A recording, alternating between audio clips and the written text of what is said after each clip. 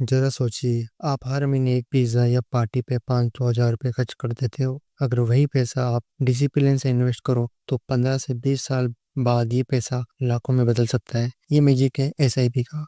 SIP यानी systematic investment plan एक ऐसा तरीका है जिसमें आप एक फिक्स अमाउंट जैसे 500 या 1000 रुपये जितना चाहे हर महीने म्यूचुअल फंड में इन्वेस्ट करते हो। एग्जाम्पल, जैसे मोबाइल रिचार्ज के लिए आप हर महीने 200-300 खुद से निकाल लेते हो, वैसे ही 500 रुपये एसआईपी के लिए साइड में रख दो। ये भी एक मंथली रिचार्ज है, बस फर्क ये है कि ये रिचार्ज आपके फ्यूचर के लिए होता है। तो एसआईपी कैसे काम करता है? मार्केट कभी ऊपर होता है, कभी नीचे। एसआईपी में आपको उसकी टेंशन लेने की जरूरत नहीं होती। एग्जाम्पल, मान लो आप हर महीने 1000 रुपये इन्वेस्ट करते हो। पहले महीने का एनएवी 10 रुपये है तो आपको 100 यूनिट्स मिल गए। अगले महीने एनएवी 20 रुपये हो गया तो आपको 50 यूनिट्स मिले। तीसरे महीने एनएवी 5 रुपये गिर गया तो आपको 200 यूनिट्स मिल गए। 3 महीने बाद आपके पास टोटल 350 यूनिट्स हो गए। इस प्रोसेस को रुपी कॉस्ट एवरेजिंग कहते हैं। लॉन्ग टर्म में आपके इन्वेस्टमेंट का एवरेज प्राइस कम हो जाता है और रिटर्न बेटर मिलता है। फिर आते हैं एसआईपी के क्या फायदे हैं। पहला, डिसिप्लिन। जैसे ईएमआई भरने की आदत हो जाती है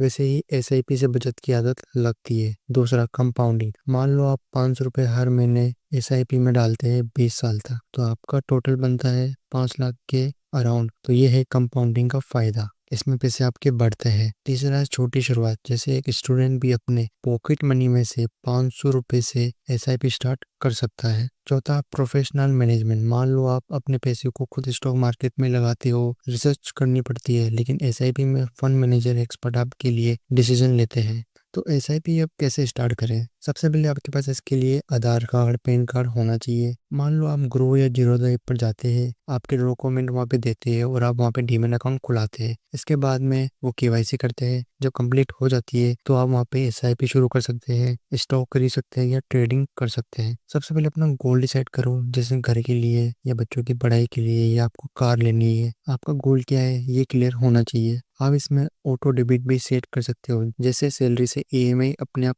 कट जाती है वैसे ही आप एसआईपी के लिए भी ऑटो डेबिट सेट कर सकते हो। याद रखिए, एक पिज्जा खत्म हो जाता है लेकिन वही 500 का एसआईपी आपके फ्यूचर का सेफ्टी नेट बन सकता है। तो बताओ, आप अपना एसआईपी किस गोल के लिए स्टार्ट करोगे? रिटायरमेंट, एजुकेशन या अपना घर? धन्यवाद।